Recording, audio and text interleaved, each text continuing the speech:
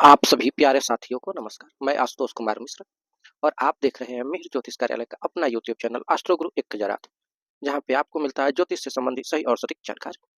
हमने पिछले दिनों कुंडली के फलादेश करना या कुंडली का फलादेश कैसे करें इसी विषय पर वीडियो बना रहे थे, जिसमें हमने अपने एक वीडियो डाल चुका हूं, जिसमें हम फलादेश के लिए कुछ सामान्य सी जानकारी दी है। आज के इस वीडियो में हम जानेंगे कि किसी व्यक्ति का स्वास्थ्य कब खराब होगा, इसके लिए एक सबसे सरल सा उपाय कौन सा है, कैसे हम जाने कि किसी व्यक्ति के लिए कौन सा वर्ष कष्टकारक रहने वाला है, अरिष्टदायक है। तो जब भी कोई व्यक्ति कुंडली लेकर के आता है तो वहां पे एक ऐसे उसके कुंडली में होता है, अगर नहीं है तो आप कुंडली बना लीजिएगा और देखिएगा कि यहाँ पे कौन सा, जैसे मान लीजिए यहाँ पे 4 है, अगर यहाँ पर 4 है तो यहाँ पर 9 होगा, यानी यह हो गया कर्क राशि और यह हो गया धनु। अब हम यह देखेंगे कि यहाँ पे जो दोनों राशियां हैं, इन दोनों राशियों के स्वामी कौन है। तो हमने पिछले वीडियो में बताया था कि किस राशि के स्वामी कौन है, जैसे कि कर्क राशि के स्वामी चंद्रमा होते हैं और धनु राशि के स्वामी जो है गुरु है। अब किसी भी ग्रह के अंतरदशा में जब चंद्रमा और गुरु का अंतरदशा आएगा तो उस व्यक्ति के लिए यह दशा और अंतरदशा कष्टकारक होगा, पीड़ादायक होगा, इसमें कोई संदेह नहीं है। अगर ये राशि पाप ग्रह से युक्त है तब तो यह अत्यंत ही कष्टकारक होगा या मृत्यु कारक होगा। अगर यह शुभ ग्रह है अथवा शुभ ग्रह से युक्त है तो थोड़ा सा अल्प पीड़ा होगा, लेकिन पीड़ा तो होगा, इसमें कोई संशय नहीं है। अगर पाप ग्रह है तो अपमृत्यु का भय होगा। अगर यह इस 8वें अथवा 6वें भाव में बैठे हैं तब मृत्यु कारक होगा, मृत्यु तुल्य कष्ट होगा। यह तो हो गई प्रथम विधि। दूसरा तरीका यह है कि जब भी मारक या मार्केस कारक ग्रहों की दशा और अंतरदशा आती है तो उसमें व्यक्ति की मृत्यु होती है अथवा मृत्यु तुल्य कष्ट होती है। तो हम उसके लिए व्यक्ति की आयु का गणना कर लेंगे, अगर मध्यम आयु होगा, अल्प आयु होगा या दीर्घ आयु होगा, उस हिसाब से हम कहेंगे। अगर अल्प आयु है तो कहेंगे मृत्यु होगा, और यदि मध्यम आयु या दीर्घ आयु है तो कहेंगे मृत्यु तुल्य कष्ट होगा। तो अब आप सभी लोग सोच रहे होंगे कि मारक ग्रह कौन है, तो चलिए हम बता देते हैं आप सभी को। अगर किसी व्यक्ति का जन्म मेष लग्न में हुआ है तो आप सभी के सुविधा के लिए हमने एक चार्ट बना दिया है। यह है मेष। अगर मेष लग्न में जन्म हुआ है तो शनि और बुध की दशा कष्टकारक होता है। वैसे ही वृक्ष लग्न में हुआ है तो शनि और शुक्र की दशा कष्टकारक होता है। अगर जन्म मिथुन लग्न में हुआ है तो मंगल और गुरु की अंतरदशा कष्टकारक होगी। कर्क में हुआ है तो शुक्र और शनि की दशा अंतरदशा कष्टकारक होगा।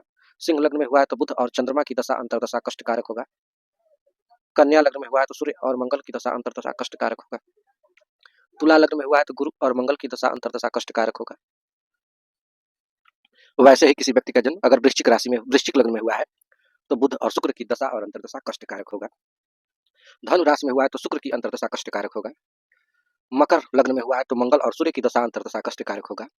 कुंभ लग्न में हुआ है तो मंगल और सूर्य की दशा अंतरदशा कष्टकारक होगा। मीन लग्न में हुआ है तो शनि और शुक्र की दशा और अंतरदशा कष्टकारक होगा। इसका स्क्रीनशॉट ले लीजिए अथवा कॉपी पे नोट कर लीजिए। तो हमने जाना कि अगर कोई भी ग्रह दूसरे और 7वें भाव का स्वामी है तो उसकी दशा और अंतरदशा कष्टकारक होती है। एक और तरीका यह है कि जो भी ग्रह दशेश से 6, 8, 12 अर्थात त्रिक भाव में होता है और पाप ग्रहों से युक्त या दृष्ट होता है, उस ग्रह की अंतरदशा कष्टदायक होती है। जैसे मान लीजिए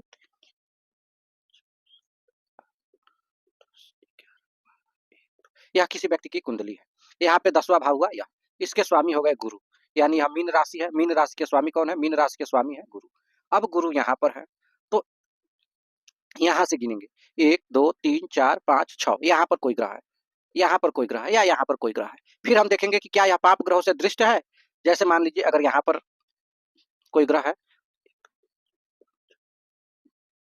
यहाँ पर मंगल, तो मंगल पाप ग्रह है और यह मंगल से दृष्ट है, तो हम कहेंगे कि यहाँ पर जो भी ग्रह है इसकी अंतरदशा जातक के लिए कष्टदायक होगा, जिसमें जातक को तरह तरह की बीमारी होगी। तो यह दूसरा नियम क्या कह रहा है कि अगर कोई ग्रह दशेश से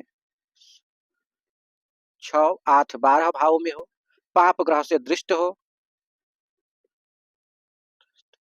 या युक्त हो, तो इस ग्रह की अंतरदशा कष्टकारक होती है। तो आज के वीडियो में हमने जाना अगर कोई ग्रह दूसरे और 7वें भाव का स्वामी है तो उस ग्रह की अंतरदशा कष्टकारक होगी या मृत्यु तुल्य कष्ट होगा या मृत्यु होगा। अगर कोई ग्रह मारक ग्रह है, मार्केश कारक ग्रह है, तो उसकी अंतरदशा और दशा कष्टकारक होगी। साथ में हमने यह भी जाना कि किस लग्न में जन्म हुआ है तो कौन सा ग्रह मारक या मार्केश कारक होता है। इस वीडियो में इतना ही। अगले वीडियो में हम जानेंगे कि विद्या प्राप्ति का योग है कि नहीं है, कितने वर्षों तक योग है और किस क्षेत्र में योग है। तब तक के लिए नमस्कार, फिर मिलते हैं एक नए वीडियो के साथ। अगर आप कुंडली दिखलाना चाहते हैं तो हमारे इस नंबरों पे संपर्क कर सकते हैं, जिसके लिए आपको सिर्फ फलादेश करवाना होगा तो 500 रुपये, और पूरी कुंडली बनवाना होगा तो 1100 रुपये, और शुभ मुहूर्त निकलवाना होगा तो 250 रुपये का शुल्क देना होगा।